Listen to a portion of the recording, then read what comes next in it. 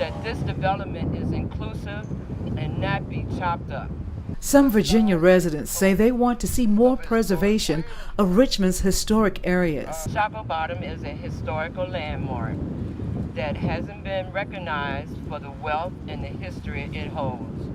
Florence Breedlove is a member of RVA Archaeology Group. They, along with the Virginia Defenders of Freedom, Justice, and Equality, wants the proposed development of Shockoe Bottom Memorial Park to be inclusive. This ground here was once the epicenter of the U.S. domestic slave trade.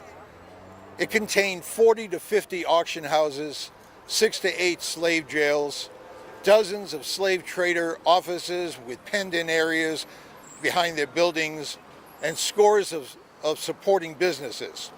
This was where the cities of Charleston, New Orleans, Vicksburg, Savannah, and all the other slave trading areas in the South got their human beings. Phil Waleto is the editor of the Virginia Defender newspaper. He is also a member of Virginia Defenders. They also want to see the proposed development of Shockoe Bottom. The supporting groups, including the NAACP, held a press conference recently.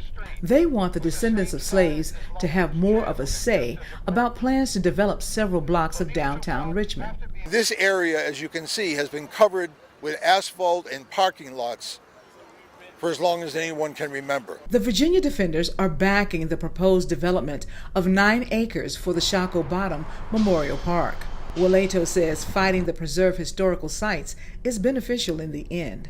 Virginia Commonwealth University, the largest state university in Virginia, was forced to remove the parking lot that it operated over what was a black cemetery, now known as the African Burial Ground. But it is the Rose Center for Public Leadership which is advising Richmond's Mayor LeVar Stoney to create a district which supports Shockoe Bottom's heritage. Among the small crowd at the press conference was the co-founder of RVA Archaeology, Ellen Chapman. And I wanted to underline how important it is that an archaeological do no harm policy, which was one of the things that was recommended by the Rose Center Fellowship, be implemented, because at the moment there's nothing in city, state, or federal law that will protect a private developer from excavating on his land down here, or even prevent the city from excavating on much of their own land. And so we really need that type of an archaeological policy while we're trying to figure out how to best commemorate this site of conscience. This condo apartment complex was built partly with Housing and Urban Development block grant funding. So they had to do archaeological investigations before building it, and they ended up finding several 18th and 19th century foundations of cellars that had in them a lot of artifacts that tell us about what life was like here in the 18th and 19th century, and that included some insights into people who were active in the slave trade and who lived on this site. And so this is one of the few places in Shockoe Bottom where the archaeology of the slave trade has been explored. Meet community activist Saad El-Amin of Strategic and Litigation Consultants. He gave me an intense history lesson about Shockoe Bottom. Richmond was the second largest market for the buying and selling of human beings in the United States, second only to New Orleans. At one time, there were 49 auction houses in Shockoe Bottom. And so what we have here is an authentic trail, because the James River up to the falls right there in Richmond has deep water. So large vessels, ocean-going vessels can come up. We have a deep water terminal right here.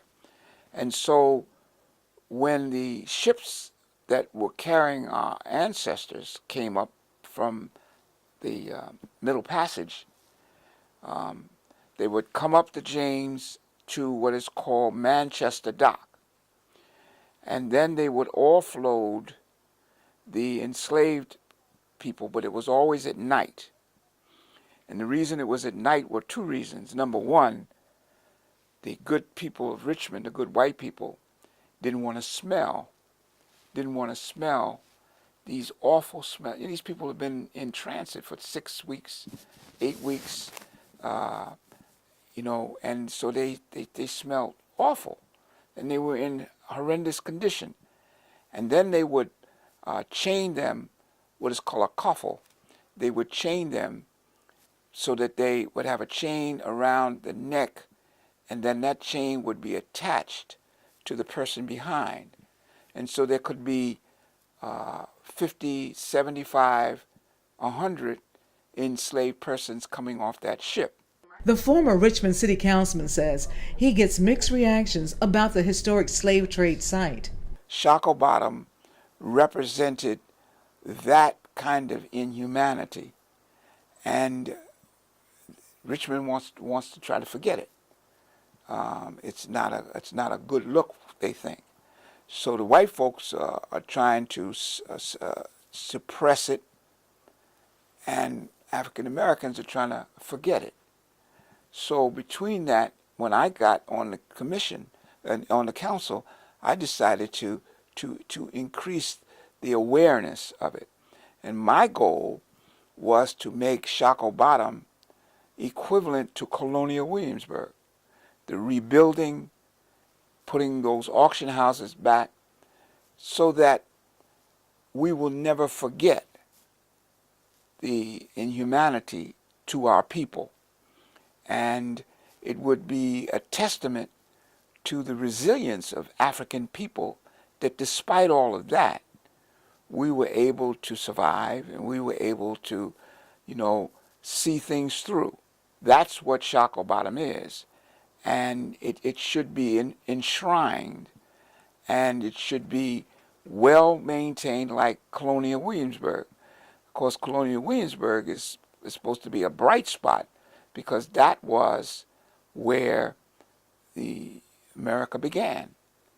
But only 40 miles from there was Jamestown, where the first Africans were introduced into this area of the world in 1619.